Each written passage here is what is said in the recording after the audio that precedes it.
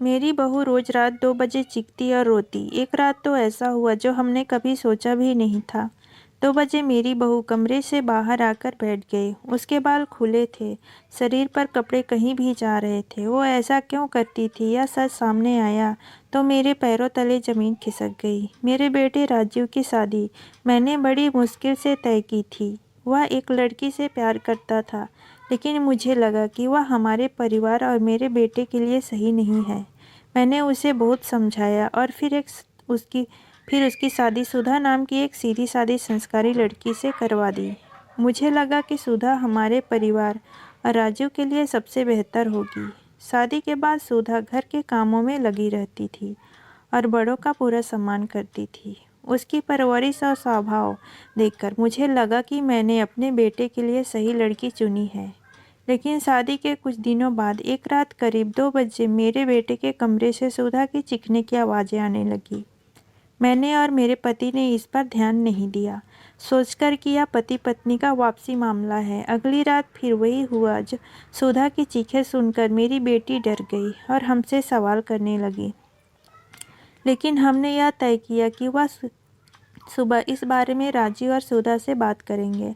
सुबह मैंने राजीव से पूछा, लेकिन वह टाल मटोल करता रहा। सुधा से पूछा तो उसने भी इनकार कर दिया कि वह कुछ हुआ है।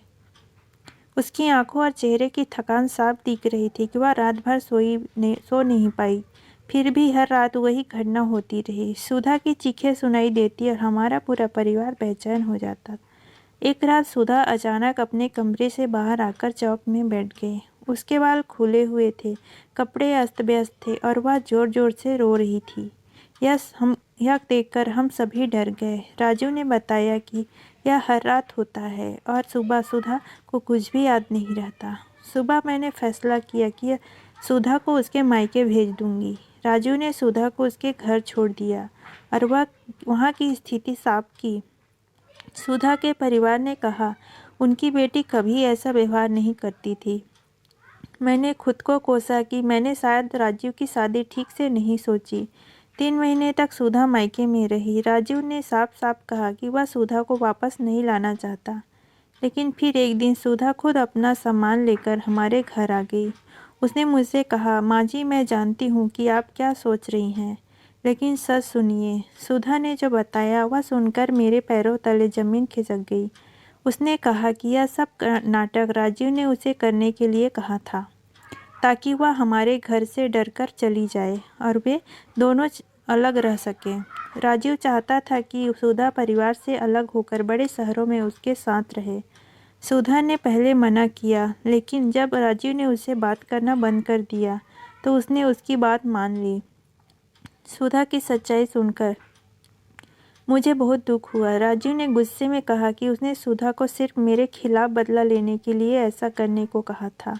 मैंने राजीव से साफ कह दिया, इस घर में मेरी बहू रहेगी। अगर तुम इसे स्वीकार नहीं कर सकते तो तुम्हें इस घर में रहने की ज़रूरत नहीं।